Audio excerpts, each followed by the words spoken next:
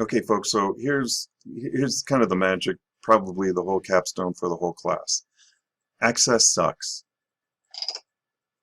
I know it, you know it, and you're probably never going to use it really, but it's a lot of places, and you can use it to your advantage. So when you're trying to show somebody how to build a database, it might be really easy to pull up Access so that you can show them what a database is. Don't go too much further than that, but if you do, use it as a proving ground. It's not going to be the place you're going to want to actually implement, though, because it's a tough thing if it goes beyond your desktop. It's not really um, useful in a really shared collaborative environment. It doesn't scale well. So let's do this. I want to take you back to this old terrible Access stuff that you've been working on. And I've heard loud and clear from almost every single person in this class about how much you hate Access. If another person was teaching this Access class, you would have gone through 6 more tutorials, and you would have wanted to shoot yourself by now. So I've kind of prevented you from having to do any harm. So over here is where you've got your 3 tables. And what I was telling Rob is the queries, the forms, and the reports, if somebody were to steal those from you, or if they were to become corrupt, it doesn't really matter. The tables contain all of the valuable data, though. It's kind of like if somebody steals your wallet, they don't necessarily have access to all of your money unless you don't know it and they spend it all real too quick. So the money's supposedly in the bank, and the bank would, in this case, is going to be these 3 tables here. So remember that when you're trying to protect information, it's going to be the table data that you want to really guard. You want to protect it. That's why people really use databases in the first place. So there's no real straightforward, easy way to get data out of Access. Some people call it jail.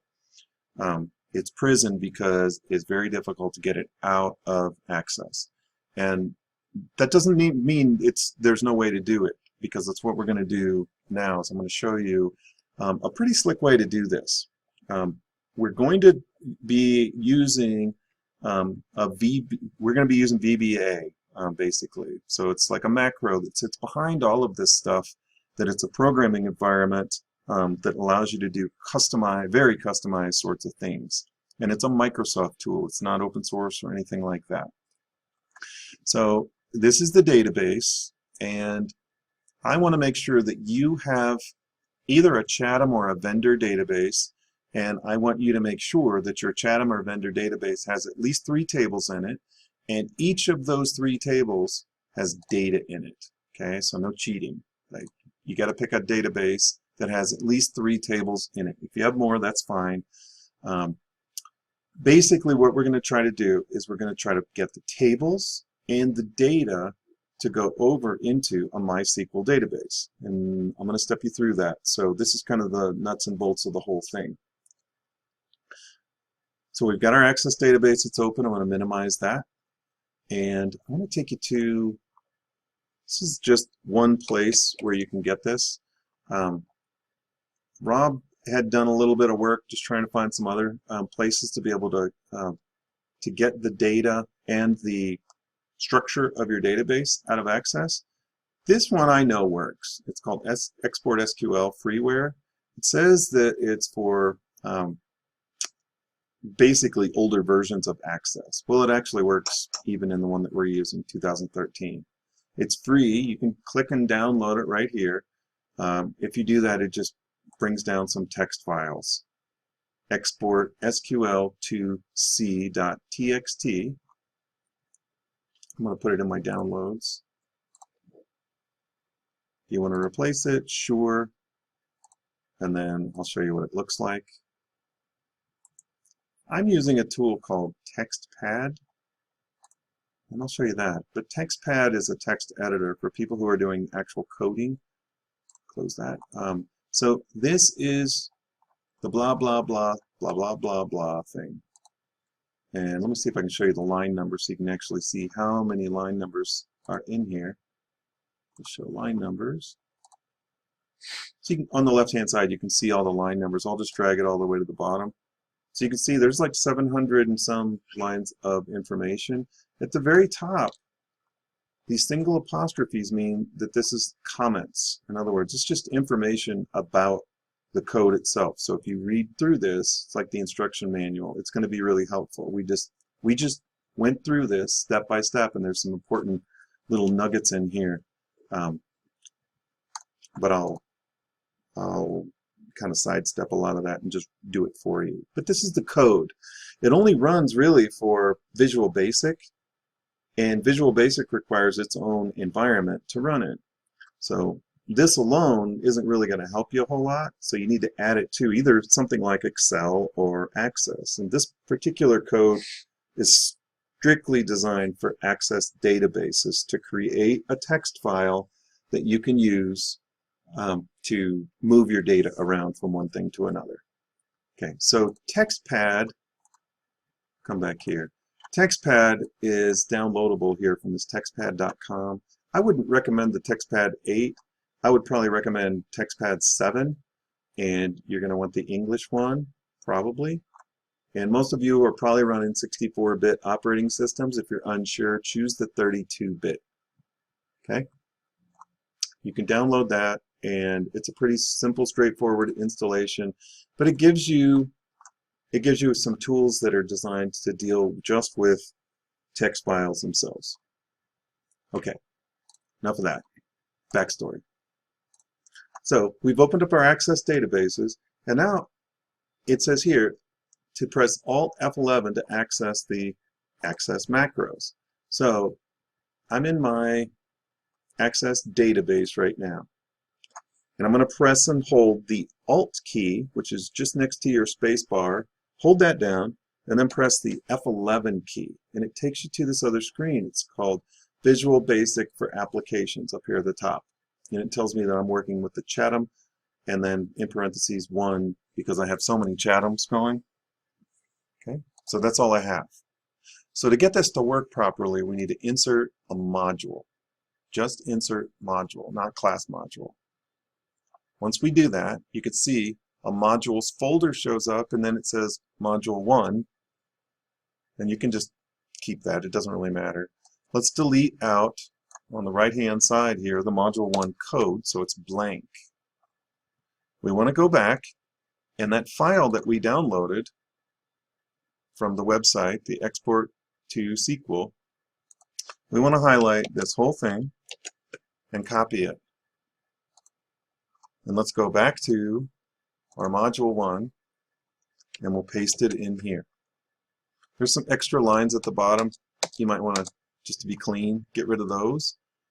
Go up to the top, and then you can see what I was telling you before is these green, or the single apostrophes, mean those are just comments. Okay, so let's just compare this to what we had back here.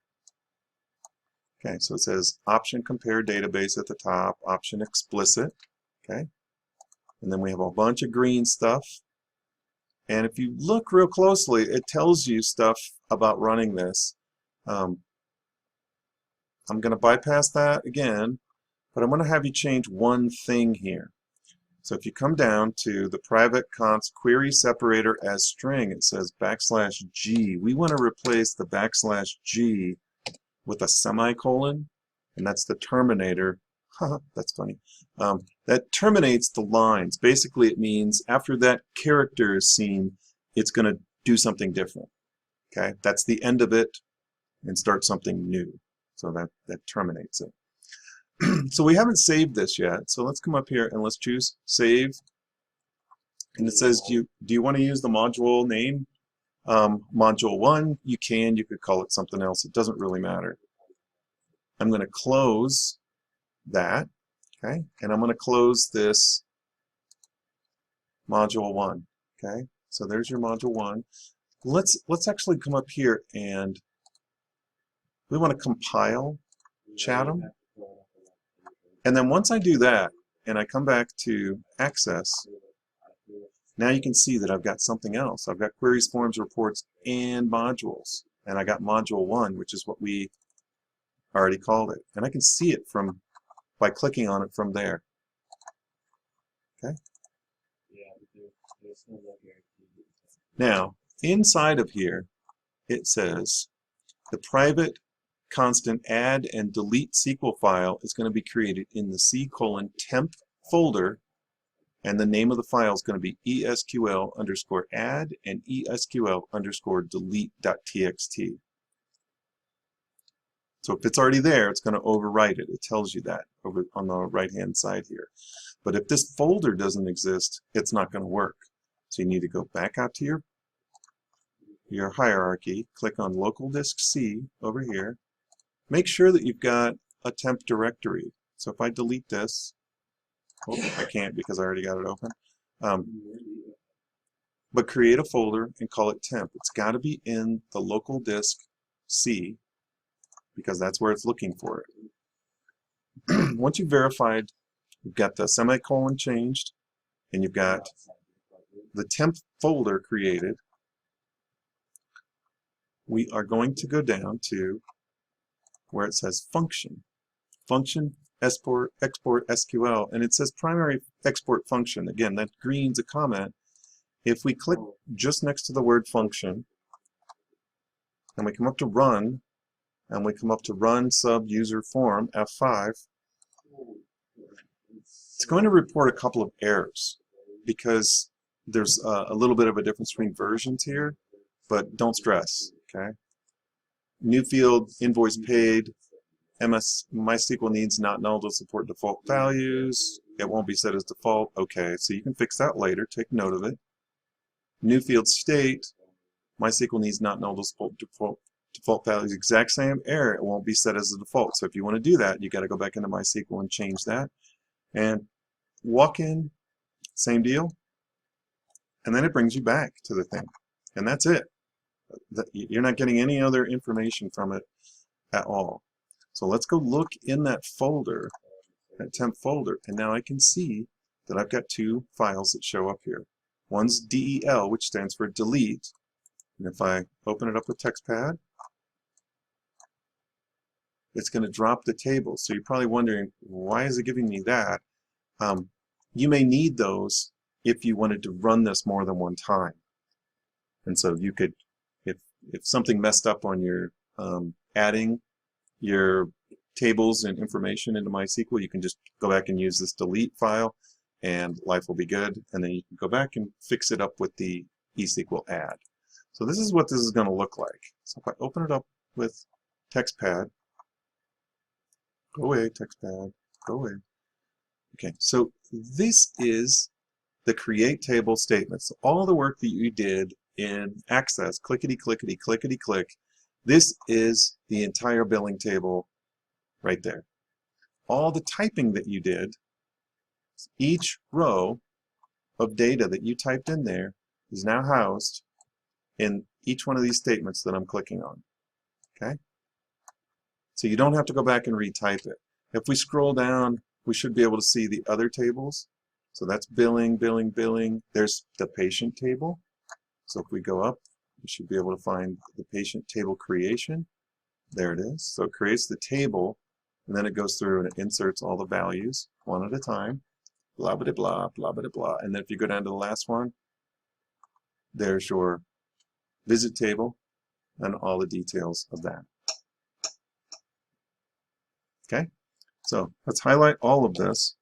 We'll copy the whole shebang. We want to go back over to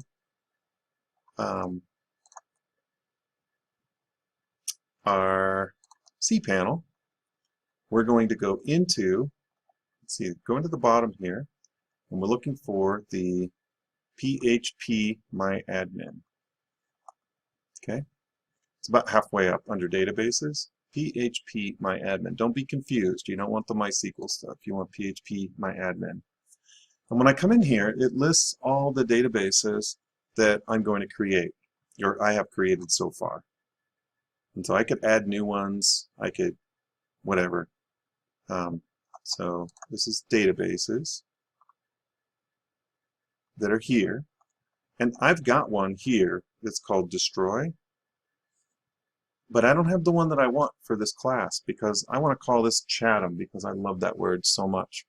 So I'm going to come back here and I'm going to create a MySQL database. And there's a couple of ways to do it, but let's just click on MySQL databases and see if we can get it there this way.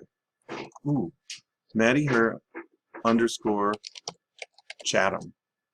Create new database. Okay, create a database. Hey, look at that. Added the database, Maddie her Chatham. So we come back and we want to find our cPanel. Where do we want to go? Yep, phpMyAdmin. It's going to take us back into our databases. You're going to see the new database here. Maybe Chatham. Click on Chatham. I don't have any tables in here. There's nothing in here. If I click on SQL, I don't remember if I copied and pasted or copied all that stuff, Rob. So I'm going to come back here.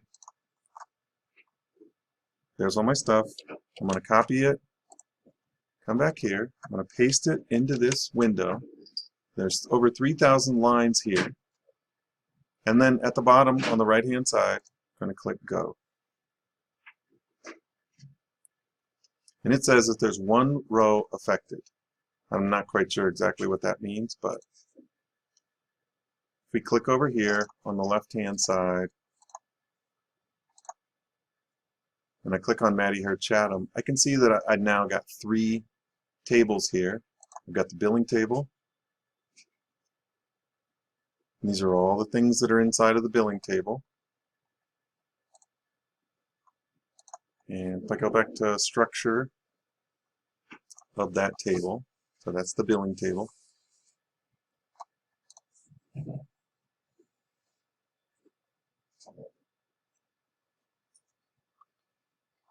And I come back to Maddie her Chatham. I can see that I've not only got the billing table, the patient table, the visit table, and they all have a bunch of stuff in them. So you can go in and you can verify yourself that you've got all the different reasons that you put into your Access database, but they should match up. So the way MySQL is going to be working with this information is going to be slightly different than how Access is. A lot of times with MySQL databases, folks are going to be using PHP to access this stuff. So basically, you've taken an Access database and you've moved it over into MySQL. Okay? And the last one is ta-da. So basically,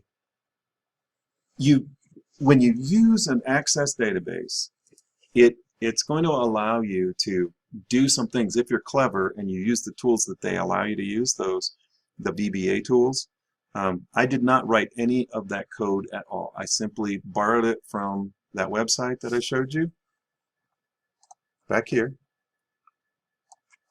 And I did a little bit of digging for it. There's tons of other ways that are out there. I don't know of another way that's been successful. Rob, you? Nothing? Okay. All right, so nothing else we've tried actually worked very well. This is actually pretty slick. I didn't monkey around with this very much at all. So again, it's all going to show up in one of these modules. And I think the biggest trick that we needed to perform was to make sure that our cursor was here in the primary export function before we ran it. So, and if you get confused, look through this stuff up here, and if you have other questions, you can email me. But once you get that all done, I already have all your Access databases, but what I want you to do is I want you to open up your cPanel, and I want you to somehow, show me with a picture. So this is what I would do, is I clicked on my Maddie here Chatham. I'm going to go down to Search Windows. I'm going to type the word snip, and this should work in Windows 7, 8, or 10. You might, if you get a Mac, this isn't going to work very well, but snipping tool, I click on New. I click on Rectangular Snip. And you can simply copy or take that picture. Here's the copy function.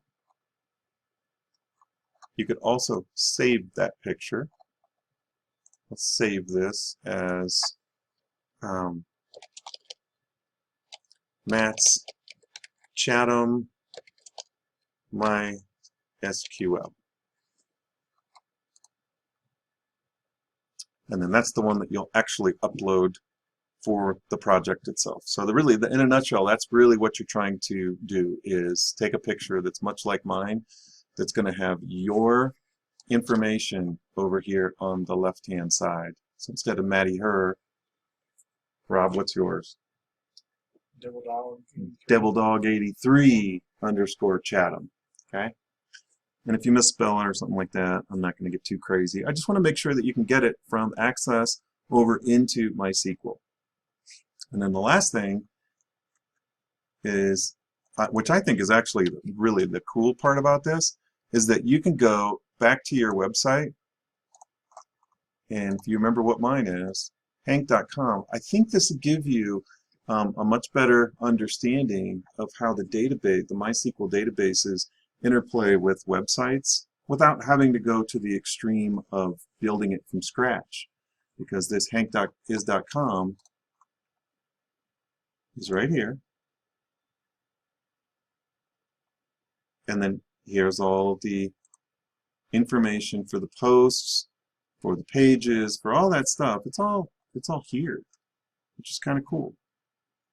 And so that Chatham is not that much different. Wherever Chatham on. But okay. All right. Cool. Thanks. Good luck. Let me know if you have questions.